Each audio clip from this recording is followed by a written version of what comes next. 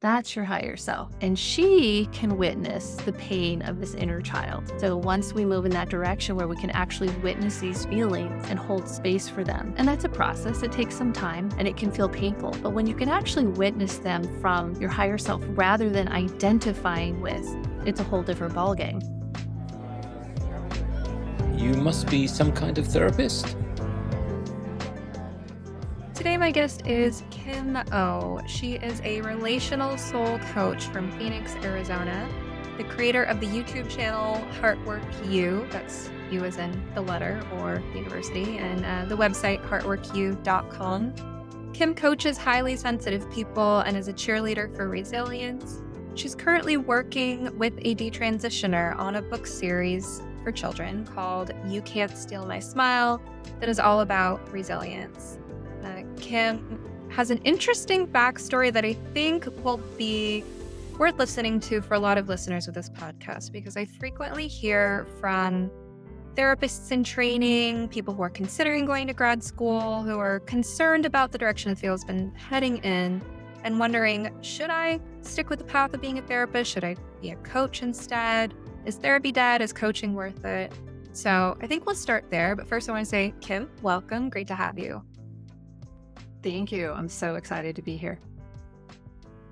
So a little bit of your backstory, I'm just going to kind of cue up the facts. You started but didn't complete college long ago. Then you ended up being a hairstylist for 30 years, which gave you an opportunity to sort of coach and mentor and talk to people about their feelings, which has always kind of been a sweet spot for you.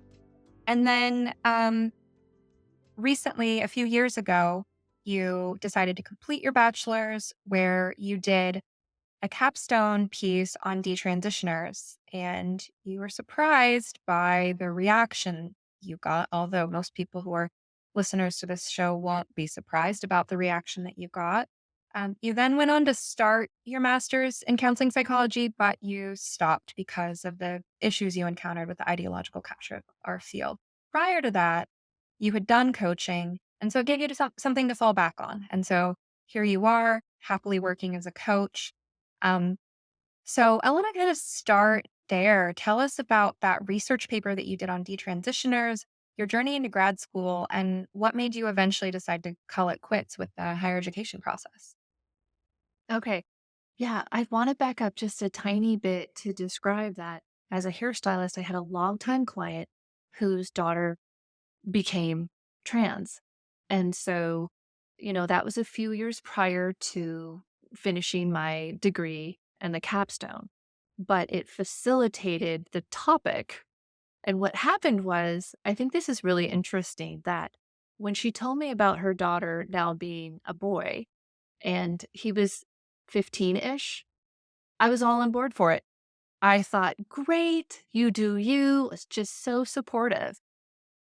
I knew nothing about it, nothing about the details of it. I just thought, well, if that's who he is, I'm so supportive of that. And then YouTube came along with a detransition story by Ellie Palmer, and I was blown away by it. I mean, she captured me, and there was so much I didn't know. I mean, I was kind of shocked at my ignorance, to be honest with you. But then again, mainstream media wasn't picking up any of this information. And I went down the rabbit hole of listening to detransitioner story after detransitioner story, just because I'm a lover of psychology. I always loved it. I always loved the idea of becoming a counselor. And I had already um, had my coach training and advanced coach training. And I just thought, you know what, let's go all the way. Let's just get our master's in counseling so you can really be this incredible coach/counselor. And so that's the journey that I went on. And so I only had like a year left to get my bachelor's, and it was my capstone project. And I was like, you know what? I'm going to take on the detransitioner topic because, again, from my framework, I thought, who better than detransitioners to understand the trans journey? That they truly thought they were trans. They went through the process. They took the drugs. Maybe some of them had surgery, some of them didn't. And then they realized it didn't really solve my problems. And so from a psychological perspective, I thought this is the best research topic to do as far as understanding that topic. And so I constructed this research paper, and it's so interesting. Um, I basically wanted to interview detransitioners and see if, what if you had been given this information and this therapy and this training? Do you think it would have made an impact? And that's where I was trying to get at, like, how can we reach these kids before they make all of these life changing, irreversible changes to their body? And so that's what my paper was. And so what was fascinating is no one would touch it. In this course, it was an online course, you had to post your paper and get it critiqued by the other students. No one would touch it. And I tried to explain, because they were like, but I really want to support the trans community. And it was almost like this void. Like, I guess what I took from it is they're probably ignorant, like I was a few years ago. I didn't know about the health consequences of these children of taking puberty blockers and cross-sex hormones. I didn't know about any of that. I didn't know about the social contagion aspect of it. Like I didn't put together the prefrontal cortex is not developed till you're 25. Like I didn't put together all that information. And I just guess I realized that they are where I was, and none of them seemed interested to know anymore. So it just fell flat. But my professor thought it was pretty profound, and she was proud of me for my boldness. And she was just like, you know what? You took on a pretty intense topic, and, I'm pretty impressed with you.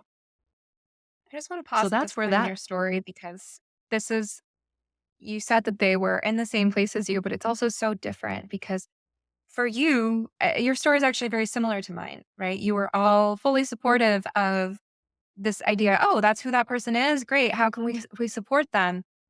Until the moment you found out that there are people who go through that and regret it. And the moment you found that out, you felt a moral obligation as well as a psychological curiosity to understand detransitioners' experiences. And that was what it was like for me. I was an affirming therapist because that's what I was being told it was to respect and support people.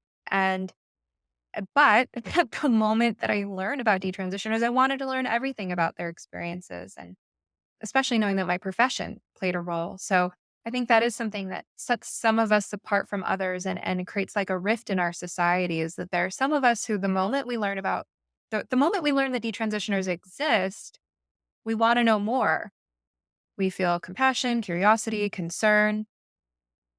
And then there are people who otherwise we might feel like we have a lot in common with in terms of our values, our interests, but they find out detransitioners exist and it's like they don't want to know. They want to cover their eyes and ears. So I can imagine that that was a surreal moment for you to see the different types of reactions there. But I'm glad at least your professor acknowledged that you were doing something important. All right. So yeah. take it from there. And yeah, well, I think it's kind of interesting. It's like, and I noticed this, I'm going to kind of bridge it with my life coach instructor had, was diagnosed with bipolar disorder, and she healed it.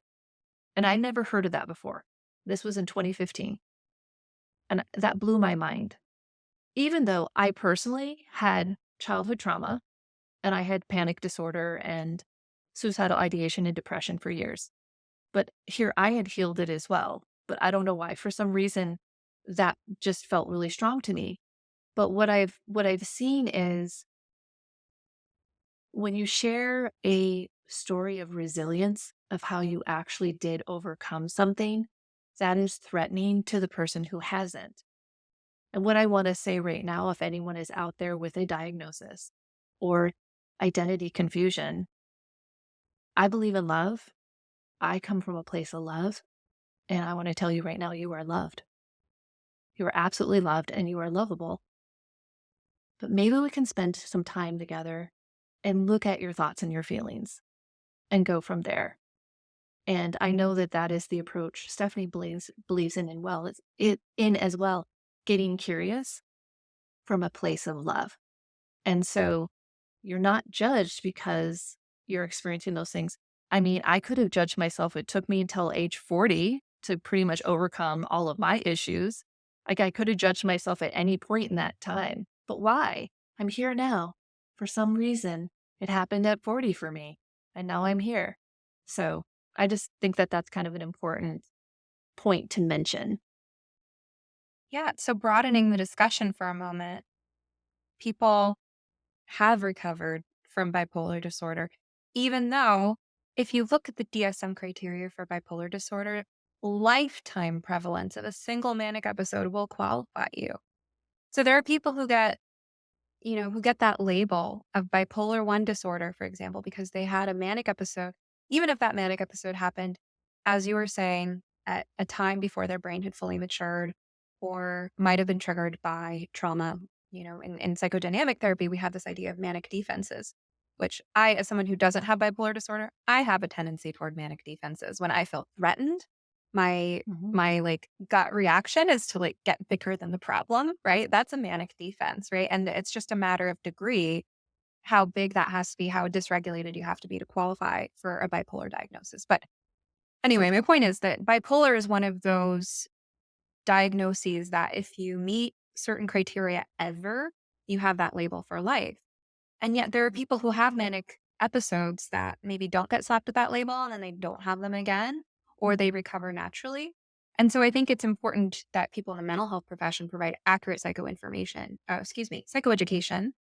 also known as clinical information to people about recovery and all the things you mentioned. You talked about childhood trauma and how that contributed to panic attacks and suicidal ideation. But absolutely, we as therapists, coaches, healers of any kind, it's our role to believe in people, which I know is part of your philosophy as well. I'm sorry to cut you off, though. I just wanted to comment on that resilience because I think it does tie in to the subject of gender dysphoria, the idea that confused young people, as you say, people who are experiencing identity confusion, which we have compassion for, their identity becomes fused with that. And then they perceive it as a threat to receive the message that, hey, you can overcome this. There's hope for you. You might not always suffer this way. And good news, we don't have to medicalize. Good news, you don't have to make lifelong decisions from a dysregulated state. Yeah, exactly. That's exactly the point that I was trying to make. So anyway, so back to so then uh I went on to get my master's because I thought, let's just do this all. Why don't we go all the way? And I felt like it would just open up maybe possibly more doors for me. And about 5 classes in, I just couldn't take it anymore.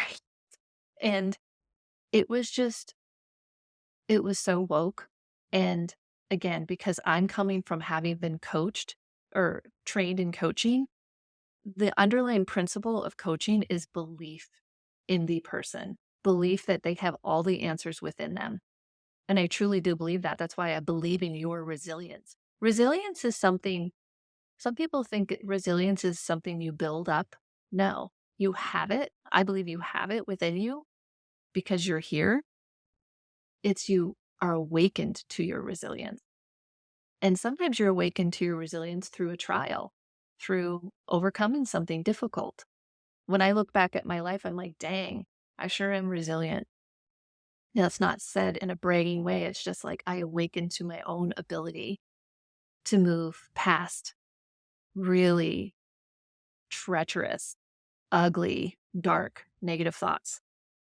And what helped me is, understanding where those come from. But I'm kind of getting ahead of myself. Back to the masters. So I thought this was so fascinating. My textbook was from 2009, and there were terms in it like microaggressions. And again, from a coaching perspective, that's not something that you would, it just feels like this victim mentality, like you're a victim to microaggressions.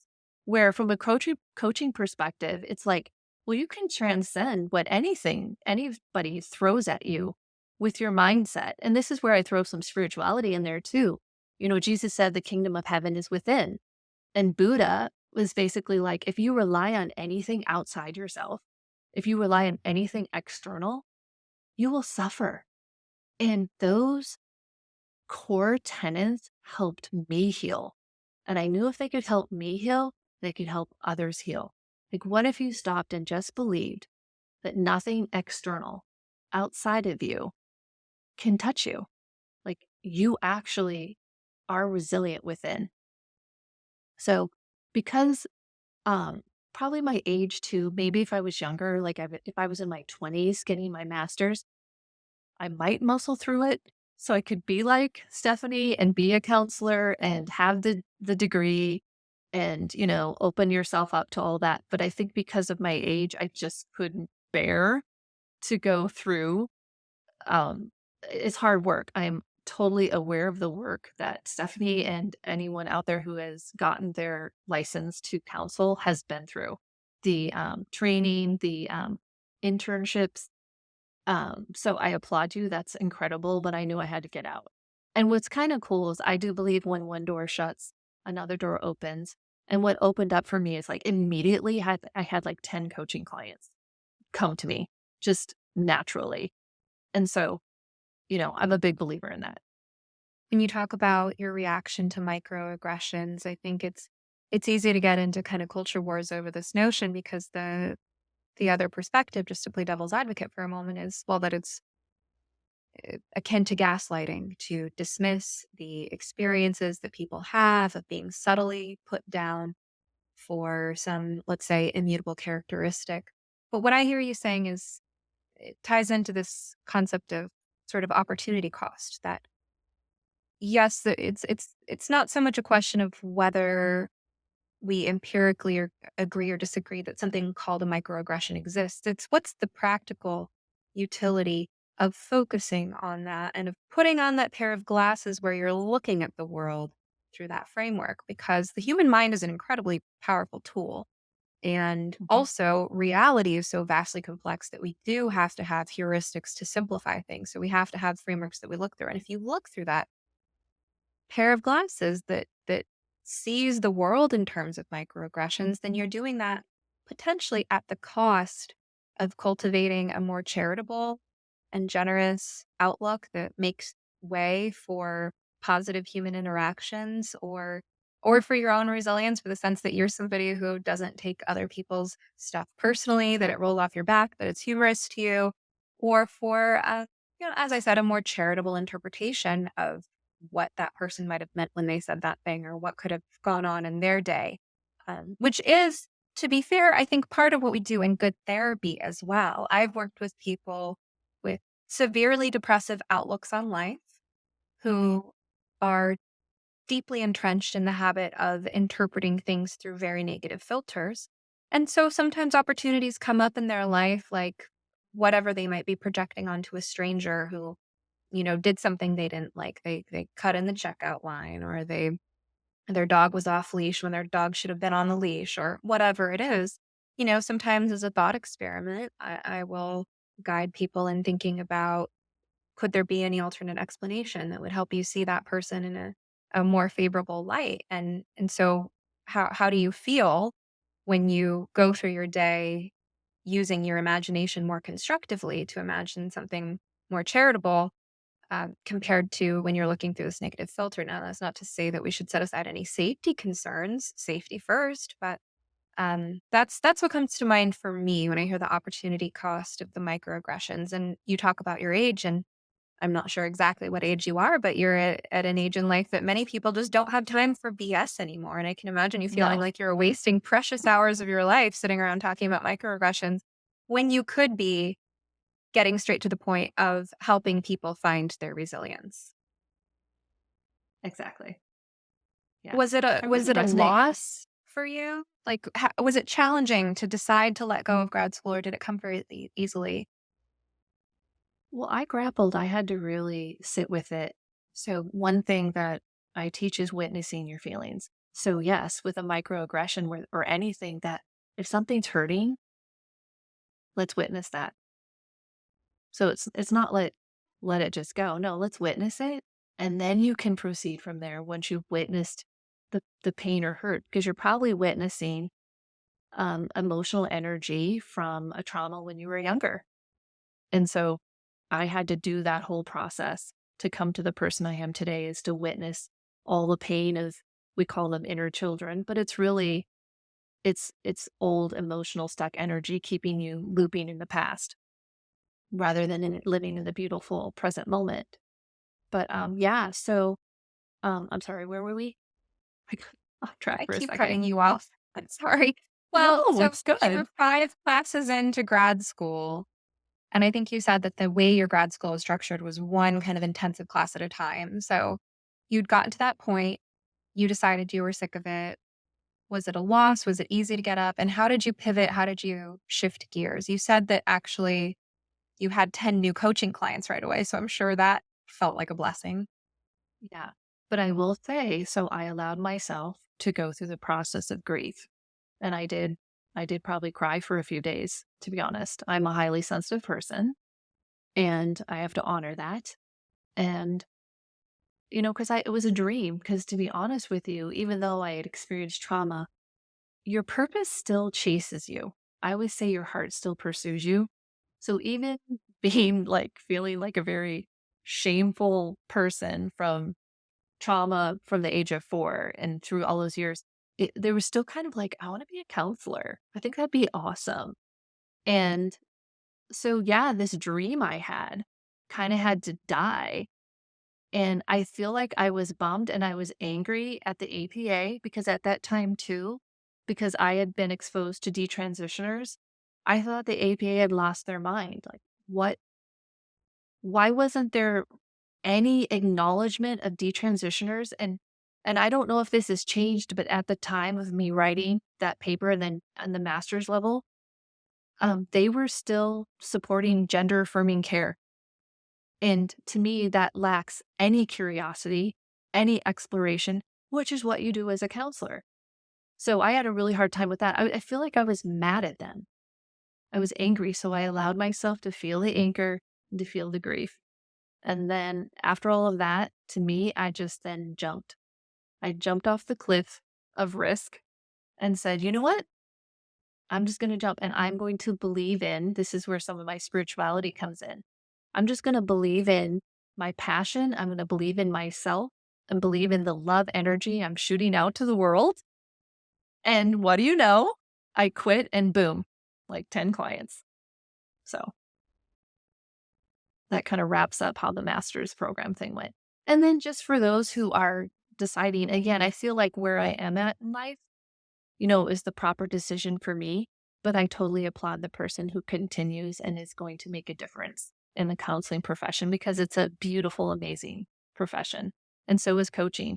I was actually telling Stephanie that I think with particular clients, they could use both counseling and coaching at the same time. Again, I don't know how people feel about that, but coaching just has such a different feel and approach. And I personally have had both, and both were very beneficial to me. And then in my kind of my later years of really stepping into my purpose and my energy and who I am, coaching kind of took over for me. But definitely in the early days, I feel like the counseling was highly necessary. And it was honestly with a counselor at the age of 36 was when I actually spoke out loud what happened to me at 4. And I will always love this man. I will always appreciate him. I still send people to him. He's held space for me as I cried out what happened to me at 4. I'd held it in that long. And so, yeah, I will highly value counselors forever. I love sleep. Sound sleep is a crucial foundation of good mental and physical health, from mood and concentration to metabolism and cellular repair. And I sleep very well thanks to my 8 Sleep Pod Pro cover. My side of the bed is programmed to be warm when I get in and cool down to a neutral temperature in the middle of the night so I don't wake up overheated like I used to. How would you customize your bed temperature? Visit 8sleep.com and use promo code SOMETHERAPIST to take up to $200 off your purchase. Even if they're already running another sale, this code will get you an additional $50 off. 8Sleep currently ships not only within the USA, but also to Canada, the UK, select countries in the European Union, and Australia. Thanks for considering purchases that support the show. In your view, what are the differences between counseling and coaching? So I know that counselors, well, first off, the big difference is, you're governed by a board. And again, I took those first 5 classes in master's level, so I became acutely aware of the ethics. And I think they're really important. And honestly, when I took that ethics course, I was shocked. I was shocked that a person would go through all of that. And then, you had to study and learn the violations that counselors were doing. I couldn't believe it. I don't know what your experience was when you learned that. I was like, how could you spend all that time becoming a counselor and then send a client pictures of yourself naked or whatever? Like, literally, I found out stuff like that. So that was just shocking to me.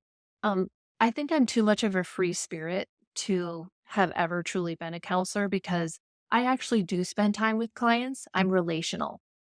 And I also say I'm kind of like Jesus. Jesus had his disciples and he spent time with them. So it's not that I do that with all my clients, but if it arises, I will like maybe paint together or and maybe I know there's art therapists, but I'm very open, like I'll do all kinds of things. Um I'll do sound healing sometimes. Most of it is coaching, like literally where we're sitting down or it's video because I coach from anywhere in the world. But I feel like that would have felt very constraining to me that I couldn't be a little more relational. And I do understand why, though, if some people can't control themselves. I will hug clients, and that's probably something you absolutely cannot do as a counselor. Um, and of course, I'm careful. Like if I'm coaching a man, I'm probably not going to hug them. I'm going to keep that professional. But I was a hairstylist for 30 years. I've touched people, literally touched their heads, kind of like doctors do. Like I'm touching your head, I'm massaging your head, I'm cutting your hair. It's very relational. It's who I am. And so I just trust myself. I know who I am and I know I would never cross that line. That's who I am. I have too much integrity. And so I always just say like I hold my energy in a healthy professional space, especially with the opposite sex or someone who is married so that they don't feel any energy from me that would say, "Ooh, no, absolutely not." So I think that those are really important distinctions. But as far as like when you're actually talking with the client, and I don't know if some counselors do this, maybe Stephanie would have to clue me into this, but I really build a foundation on teaching people that they are their higher self. And then you have an ego within. And making that distinction between higher self and ego is kind of the foundation of how I coach. That's my way.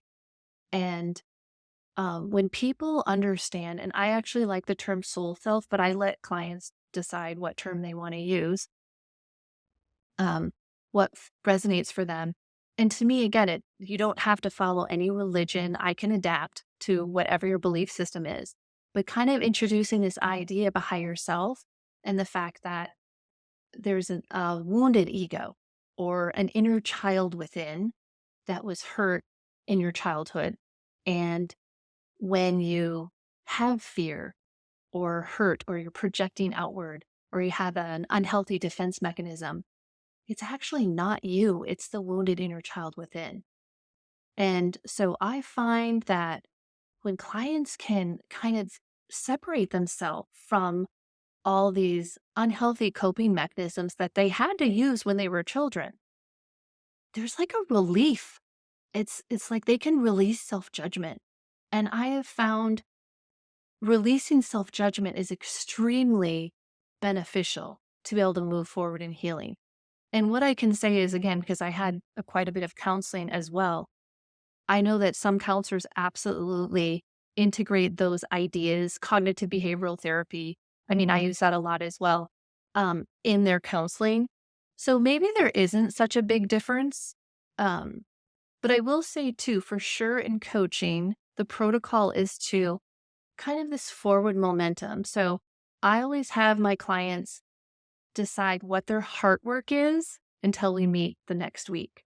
And again, some counselors maybe do that, maybe some don't, but it's absolutely kind of part of the protocol of coaching is accountability and something to integrate, something that came up in the session. that they can intentionally focus on for the next week. And we also create sometimes a way to measure that, or a way to, um, integrate it. And oftentimes we'll let the client kind of decide for themselves what that will be.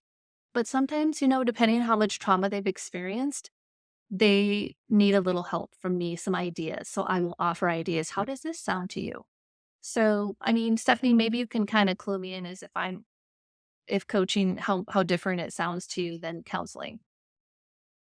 I think the amount of difference probably has more to do with which which counselor you're comparing it to, because within the field of therapy, there are people who are a lot more structured in their approach, who give homework, or I mean, homework is one way I'm calling it. I occasionally have clients that ask for homework. They feel like it would be helpful for us to come up with something for them to do between sessions, and I'm happy to work with that.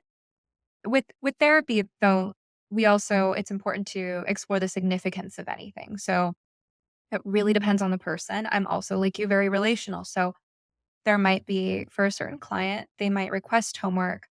And what might seem relevant for me to explore there is the longing to be told what to do by an authority figure, or the sense that, that they need some structure or they'll fall apart. And maybe that's actually more interesting to explore in therapy.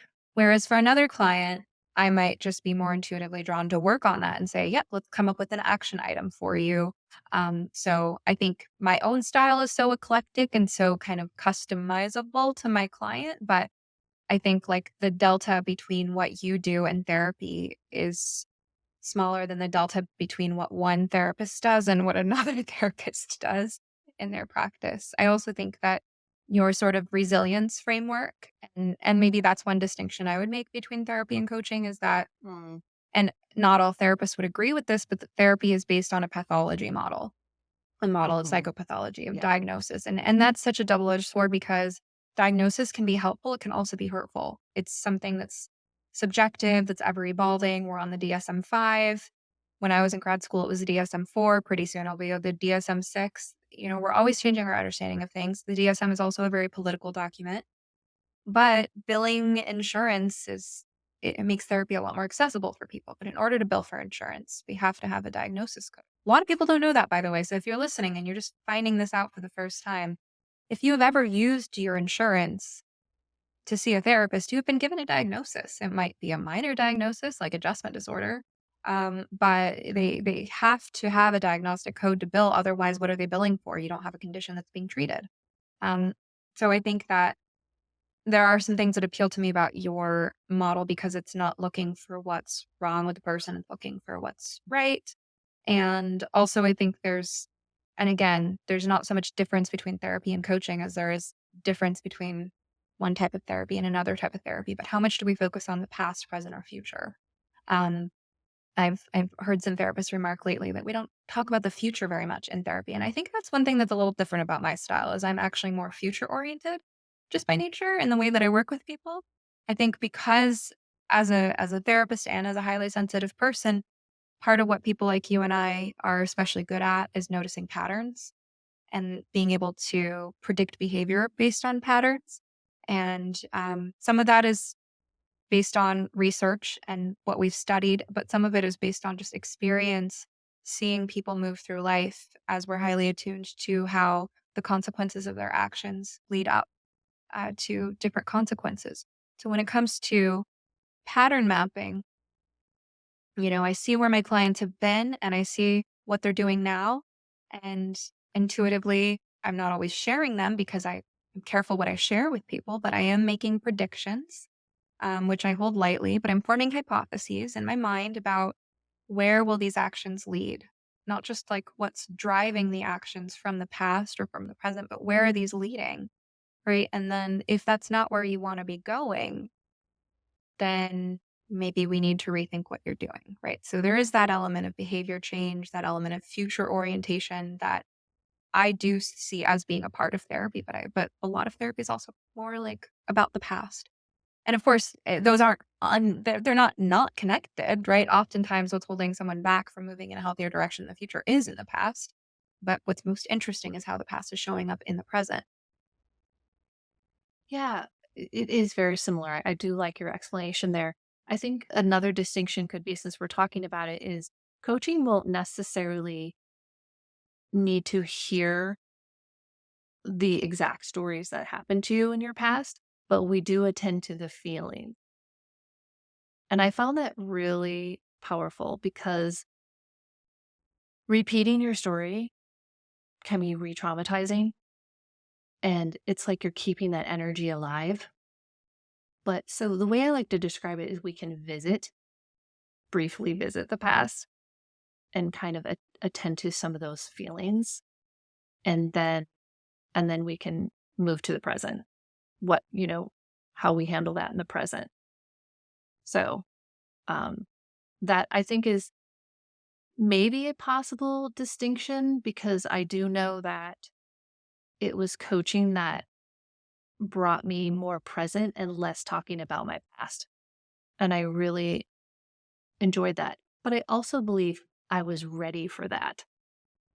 So maybe I did need to do that back in my 20s and early 30s. And maybe I needed to talk about my past more. But when coaching came along, I feel like I was absolutely ready to deal with the present and presently deal with the inner children that are coming up. But you are absolutely aware that these inner children are from the misunderstandings, um, harmful experiences, neglect, whatever from the past. So, a couple times you talked about inner child, witnessing self, ego, higher self, things like this, which is kind of alluding at or hinting at parts work, which is Hmm. related to internal family systems. I know you've said that you use internal family systems as well as the Enneagram in your work. So, how do those come up? Well, I think I'd like to describe that in the way I could describe it is how I was able to process what happened to me at 4. And so bear with me as I kind of explain. I had something very traumatic happen to me at 4. Is actually my earliest memory. So my earliest memory is a terrible one.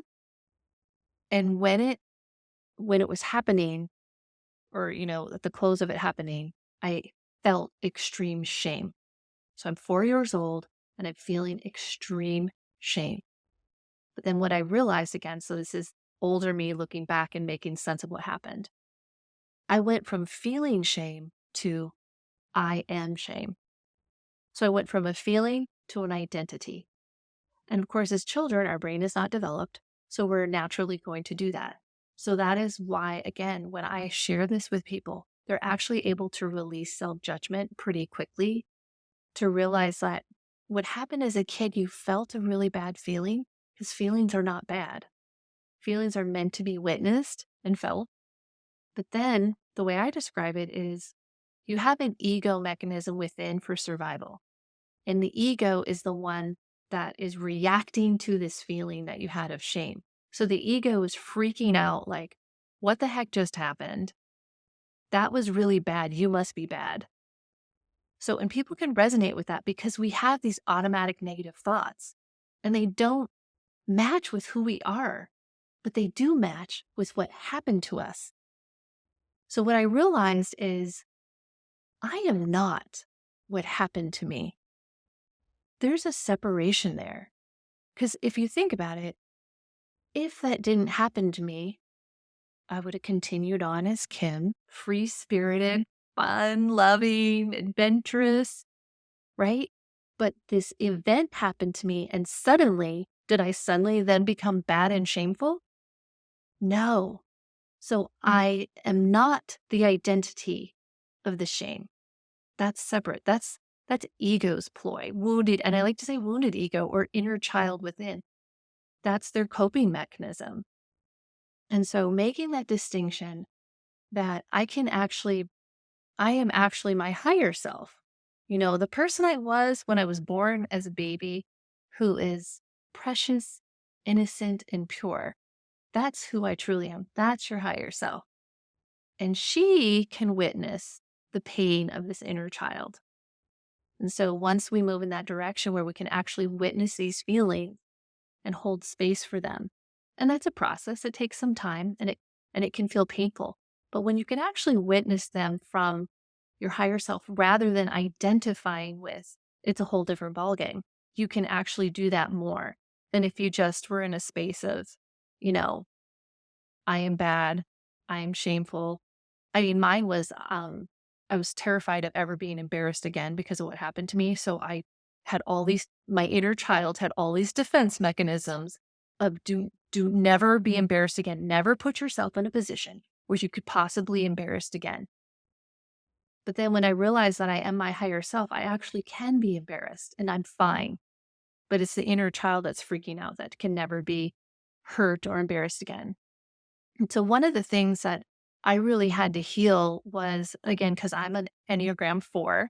So if y'all want to check out Enneagram, I'm big on Enneagram in helping people find the foundation of who they are. Like, let's just start there because trauma does steal your identity. Because again, at 4, my identity was stolen. Like, I'm shameful, I'm bad, I'm not enough. That's the biggie. I'm not enough. And so I move into adulthood because I had parents that had their own traumas and they weren't equipped to interrupt that message. So nothing came along to interrupt that message. I wasn't given emotional support. I wasn't told that wasn't right. It was just like ignored. And so there was no self-esteem building and no support and no affection. That was kind of my childhood as far as that. And so you go into adulthood, and I believe it takes us longer to grow up if you've experienced trauma because you have to kind of undo all of that. And until the right circumstances come along that open your eyes to, the fact that you're living from your shame rather than living from your higher self. I mean, I made horrible choices in mates, and those, I call them expensive mistakes. Very expensive mistakes over time and money for me. But at the end of the day, I'm here today and it's great. But I really do understand what it's like to live in hell and make choices from your wounded ego. And I guess that's what really drives me. So, yeah, so back to the Enneagram. So, I'm a 4, which means we're romantic, we're individualists, we're all about our authenticity. And so, honestly, I believe it was the Myers-Briggs test. So, even though I hadn't quite finished my degree in psychology and I became a hairdresser, I was still eating up all the psychology I could and just getting little nuggets here and there. And somehow I came across the Myers-Briggs test and I took it, and I'm an INFP, and that rocked my world because everything I thought that was bad about me and wrong and I should change was right there. It literally was telling me, you're okay being you. So that was huge for me. So to be honest with you, that is the foundation of when I coach too, is to teach. And I really like the Enneagram, but we can use Myers-Briggs. We can use a variety, but the Enneagram is really cool because it really kind of goes with like, what is your emotional theme? What are your instincts? And when you understand like your main drive, is your main drive in life to be peaceful? Is your main drive in life to be your authentic self? Do you mind if I share what yours is, Stephanie? Or Well, no, you can go ahead. We chatted about okay, this. I'll just let listeners know yeah. we Her chatted main Enneagram drive beforehand. is yeah, her main drive is just like morally principled. And of course that can look different for whomever. But so once you understand your main drive in life, like wow, you can put the pieces of the puzzle together of who you are. And people are really touched by that. It like provides like an affirmation of self. So I guess you'd call it self-knowledge. So yeah, I hope I answered that well. Yeah, I mean, I think I haven't really talked about the Enneagram on this show. I might do like a full episode deep dive with, I don't know if there's anyone listening who wants to come on and do that or knows uh, someone great to talk to about that. But yeah, I like Chris Hewertz's work on the Enneagram. Do you know his I Christopher don't. Hewert? He had a great way. I'm trying to remember. He he explains it to Ryan O'Neal on the Sleeping at Last podcast. Are you familiar with Sleeping at Last? Lovely musical artist. As a one, I would say one of the things that ones need is we need to see examples of people doing really excellent work in the world to feel like we are not the only people who care about making things excellent and as beautiful and as wonderful as they can be. Like, we need to see art and nature and situations where we're not in control, but either God or nature or someone who is principled is bringing about something really wonderful. And so for me, Ryan O'Neal, Sleeping at Last, is one of those artists that I'm like, oh, thank God, you're such an angel. You're such a beam of light in this world. It puts me at ease to know that you exist. And he did this whole series on the Enneagram where he did a song dedicated to each of the 9 types. And he pulled all his friends to find out what their Enneagram types are and had each friend submit sounds. So those sounds would be woven into the song for that type. For each song, he had only musicians who were that type could play on that song. And he speaks with Christopher Hewards on the Sleeping at Last podcast, and he interviews Chris to give insights into the Enneagram as he goes through the song for each one. And what does Chris Hewards say? I'm trying to remember. Type 1s strive for moral excellence through diligence. Something I don't know. I'm forgetting. But it's also connected to our deepest fear, right? So Yes, it is your deep. for me, it's like the deepest fear is of being morally corrupt. That's my shame. That's my like thing that I'm running from is what if I'm really evil, right? And then we overcompensate and try to prove to ourselves in the world that we are good and right and principled. And so, I mean, I think the Enneagram's an excellent tool. It seems a little woo, but Yeah, but it kind of really isn't. My biggest fear is not being significant. So yeah, when you tune into that, it's like something when you hear truth about yourself, it makes you feel alive inside, doesn't it? yeah.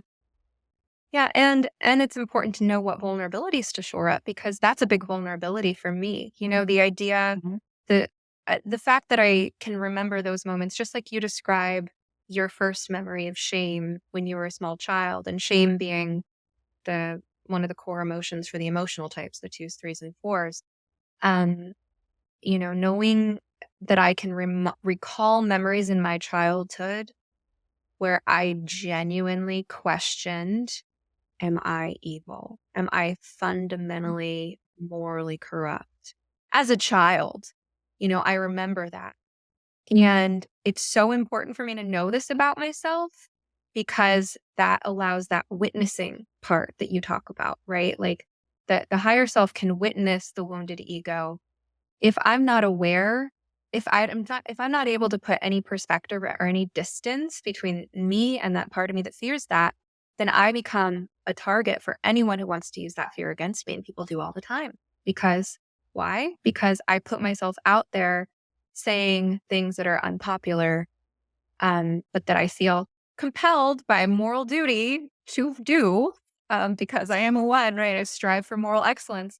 There are people who try to attack me who truly want to make me feel evil. And if I wasn't aware that that's a core wound of, as you say, the wounded ego, then I would be more vulnerable to that. But it's the fact that I can feel the pain and the hurt and the fear that part of me that's like, what if I really am evil and corrupt at a core level?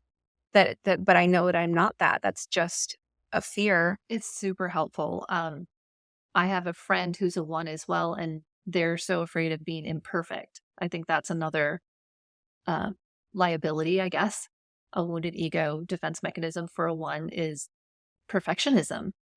And so, yeah, I've mentored him and he does the practice of witnessing, oh, Mr. Perfection is here. And, like you said, you can have fun with it, which is always a great avenue. If you're looking for a simple way to take better care of yourself, check out Organifi. I start every day with a glass of their original green juice powder mixed with water. It contains moringa, ashwagandha, chlorella, spirulina, matcha, wheatgrass, beets, turmeric, mint, lemon, and coconut water. 100% organic with no added sugar. It's the best tasting superfood supplement I've ever tried. It's super easy to make, and it makes me feel good. Organifi also makes several other delicious and nutritious superfood blends, such as red juice, immune support, protein powders, a golden milk mix, and even superfood hot cocoa. Check out the collection at Organifi.com/sometherapist. That's ORGANIFI.com/sometherapist, and use code sometherapist to take 20% off your order.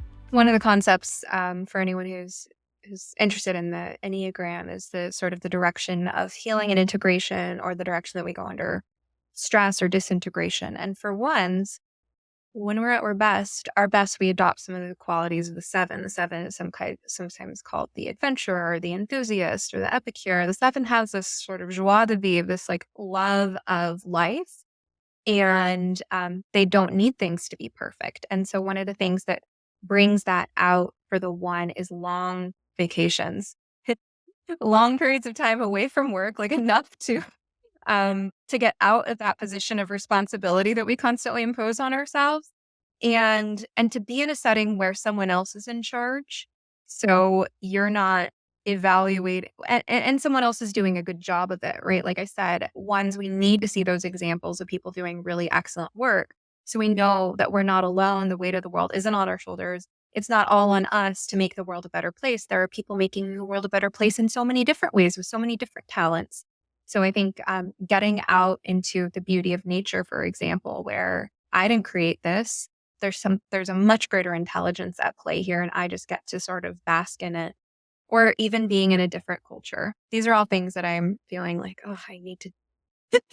I'm too much in my oneness these days. Like, despite the fact that I'm laughing, I'm actually really stressed out all the time. But let's talk about, because I realize where the time is at, and I have not asked you yet about your book series. You are currently working on a children's book series called You Can't Steal My Smile. You're doing this together with a detransitioner, and it's designed to help parents raise resilient children. So please tell us about your book series. It's just such a thrill, and it comes from just living from our truth and living in a space of love and service.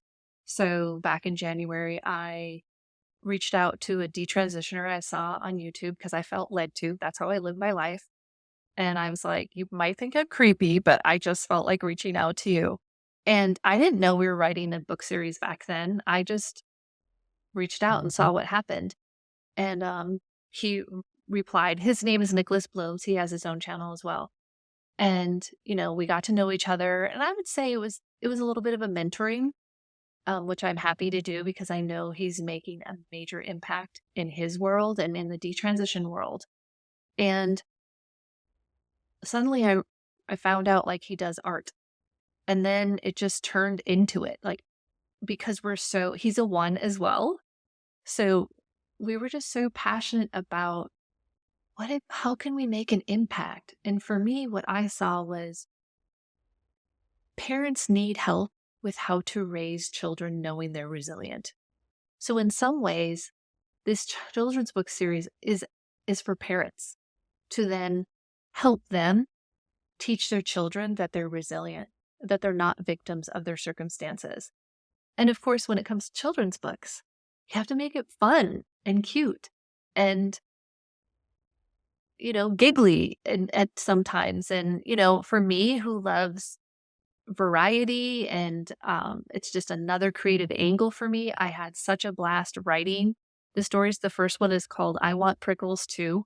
I live in the desert, and oddly, this hot, dry place is where I healed from my trauma by walking outside in nature, like you were saying, Stephanie, the healing power of nature with the saguaros. And the saguaro has become like a symbol of resilience to me. And I feel such a close kinship with this tall, strangely, designed tree with prickles. And I think what also helped birth it was my nephews, Anton and Elijah. And they came out, and Anton was a little bit older, like maybe like 4, where he could really relate. And I realized, he felt guided and led by my energy of resilience. And I brought him out to the desert, and he fell in love with the saguaro too. So Anton is the main character of my first book, I Want Prickles Too. And yeah, we're just basically teaching how children are resilient within. And then another main core tenet of that is that you're resilient to your own feelings. So the subsequent books in the series will be addressing, like, Ro the rabbit has lost his happy hop, and because fear took over. But in the story, we see like he's able to process his feelings of fear and find his happy hop again. So again, we just took fun stories of these desert animals. Um, Gina the javelina, she's hilarious. She's a very hilarious character. And she actually gets a little rude. So, children experience all the different feelings, and her friends love her anyway. So, it's just really fun. I look forward to that coming out, and we're trying to get it published with a publisher, so we'll see how that goes.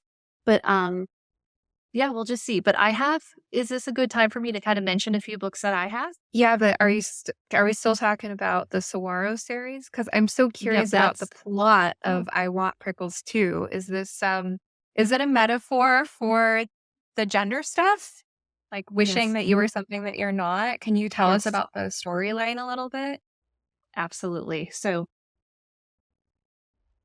Anton tells Sag the Saguaro. So Sag the Saguaro is another main character. And he's like, I want prickles too. And I love it because Sag is very wise. And he's like, with me, Anton. And they go on a tour through the desert.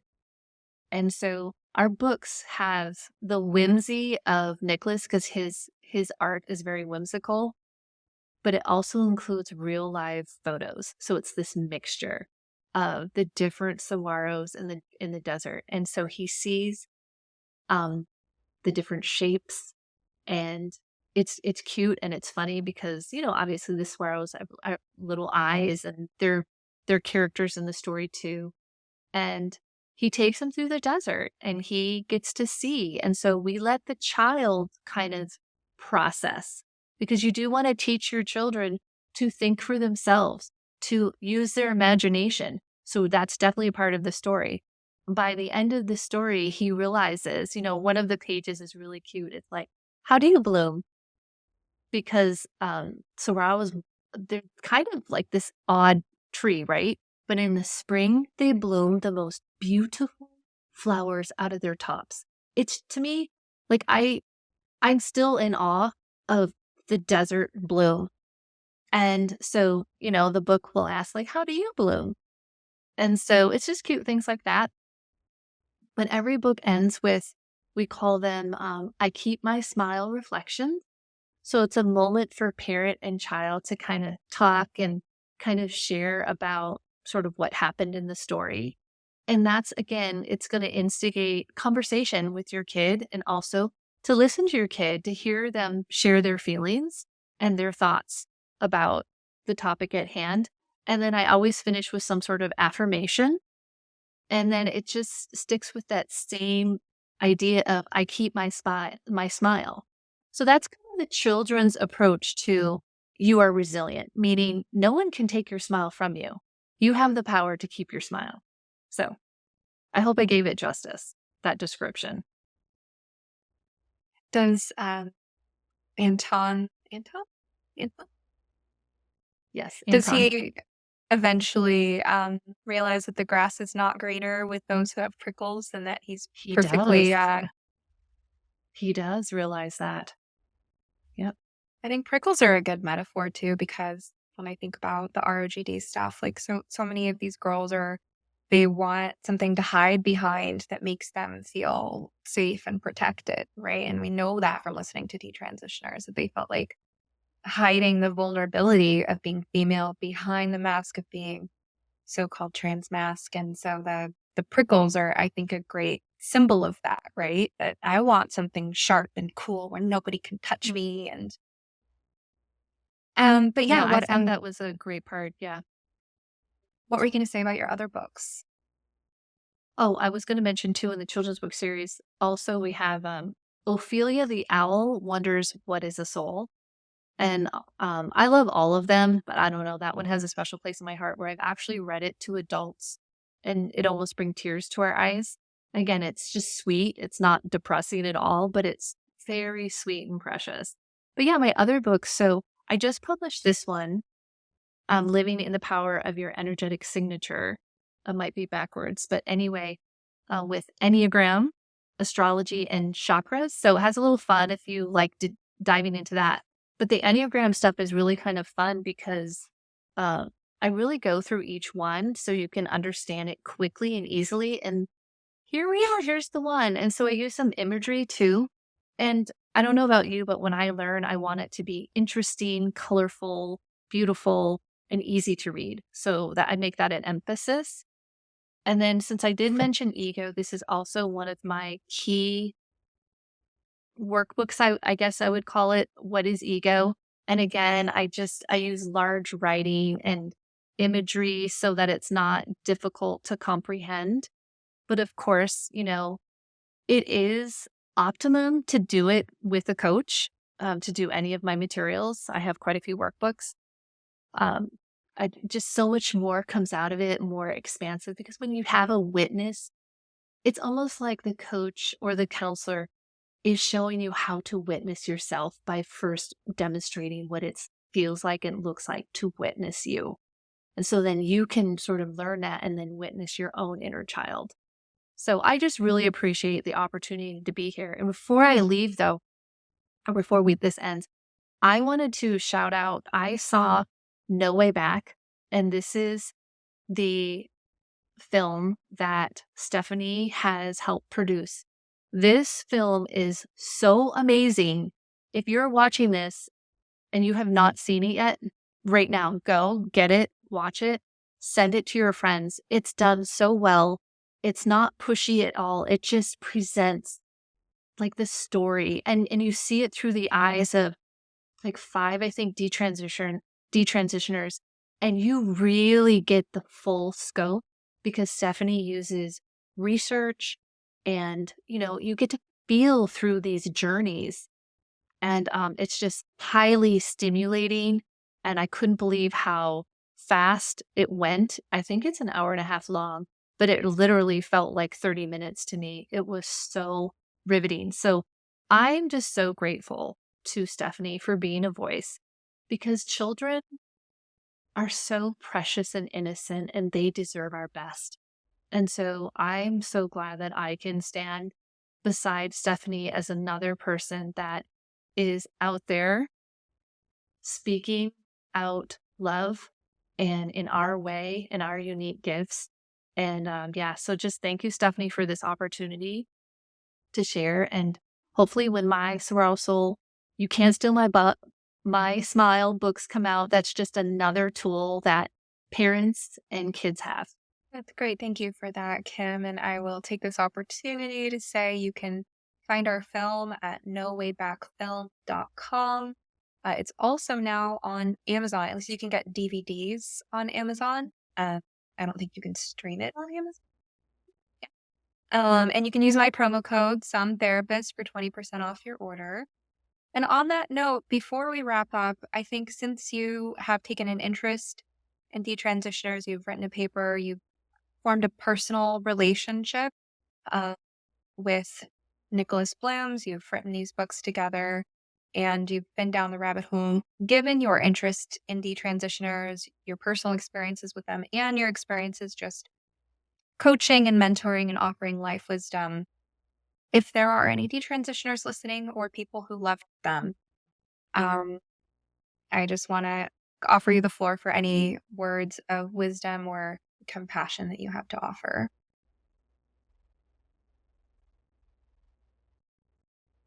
Oh no, I made you cry. It's all good. We welcome tears. I just have such a heart. So, as an empath, I'm sure I'm feeling you right now, and you're not alone.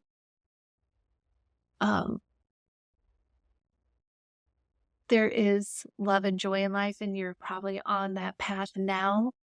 And people like myself and Stephanie are here for you. And don't hesitate. Reach out to us. This is why we're here. And we've been given gifts by our recipe, how we were created. and we can help you discover your own recipe, and so that you can be this beautiful force in this world, because you're here for a reason and your story is part of why you're here. And so I'm just so honored to know Stephanie and Nicholas, and just be a part of letting the world see you. You're meant to be seen. Well, before we began recording, when you were just sharing about your story and how you became interested in this topic, you said that you have a big heart for people who have experienced identity confusion, that it's something that you've been through, and that was part of your story with the trauma that happened to you as a child. And so I guess I just want to kind of add that to what you shared in your messaging, that I understand that my profession and the medical profession have all but completely destroyed many people's trust in us. And there are detransitioners who will never see a therapist, and I respect that choice. I am saddened by that choice. I feel the need to let people know in my profession that we've really broken the trust of some people who could potentially benefit the most from therapy. People who have deep, complex trauma, like, should not be in a position where they can't turn to people who know how to help people with complex trauma. But that's where we are, and it's on us. But, setting aside, because I don't think any of those people are listening to this podcast. I think the detransitioners who hate therapists, they're not listening to my podcast. They hate me too. They don't trust my motives. They probably think I'm a grifter. Even though I made more money in private practice as a nobody than I have since I've thrown all my energy into all this public stuff, I swear. But for those who are open to the idea that people like you or me could help them, I think I just want to kind of, tailgate off of what you said and add that many of us do relate to that identity confusion, or whatever pain, suffering, trauma, humiliation, whatever drove you to make those choices. And the reason we feel so strongly about this is because we know it's not right that when you were in a really dark place or a really immature place, you were allowed to self-destruct, because we know that we would have done the same, because it's just part of the human condition. And it's not something that makes you uniquely flawed or bad or wrong. Earlier, we were talking about the Enneagram. I shared my core fear as an Enneagram 1, that I'm fundamentally morally corrupt in a way that makes me evil. You shared your core fear. And a lot of people have core fears. And I think that whatever core fears are at play for detransitioners, just know that, as exceptional as your situation is, and as terrible as what happened to you is, that, in some ways it's just another manifestation of the human condition in a situation where you weren't properly guarded and properly treated by authorities. And so those of us who are offering our support or compassion, we are coming from a place of relatedness. And I think this whole trans exceptionalism and culture does us all a disservice, because we are all just really men and women, boys and girls, manifesting the human condition in different ways. So yeah, thank you, Kim, for your big heart, and for the work that you do. I think we already covered this at the beginning, but I'll just recap at the end.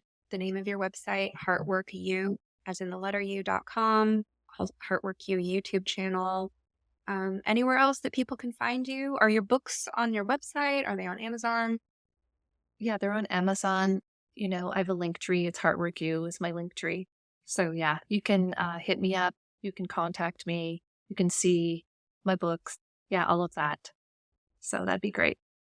Okay, and I'll be sure to include all those links in the show notes. Any books that you have on Amazon, they'll go into my bookshop, sometherapist.com/bookshop, and we'll also have those Amazon affiliate links in the show notes. Yeah, thanks for joining me, Kim. It's been a pleasure. Thank you. I hope you enjoyed this episode of You Must Be Some Kind of Therapist podcast. To check out my book recommendations, articles, wellness products, guest episodes on other podcasts, consulting services, and lots more, visit sometherapist.com or follow me on Twitter or Instagram @sometherapist. If you'd like to go deeper, Join my community at somekindoftherapist.locals.com. Members can dialogue with other listeners, post questions for upcoming podcast guests to respond to, or ask questions for me to respond to in exclusive members-only Q&A live streams. To learn more about the gender crisis, watch our film, No Way Back, The Reality of Gender-Affirming Care at nowaybackfilm.com. Special thanks to my producers, Eric and Amber Beals at Different Mix, and to Joey Pecoraro for our theme song, Half Awake. If you appreciate this podcast and want more people to find it, kindly take a moment to rate, review, like, comment, and share on your platforms of choice. Of course, just because I am some therapist doesn't mean I'm your therapist. This podcast is not a substitute for medical advice. If you need help, ask your doctor or browse your local therapists online. And whatever you do next, please take care of yourself. Eat well, sleep well, move your body, get outside, and tell someone you love them. You're worth it.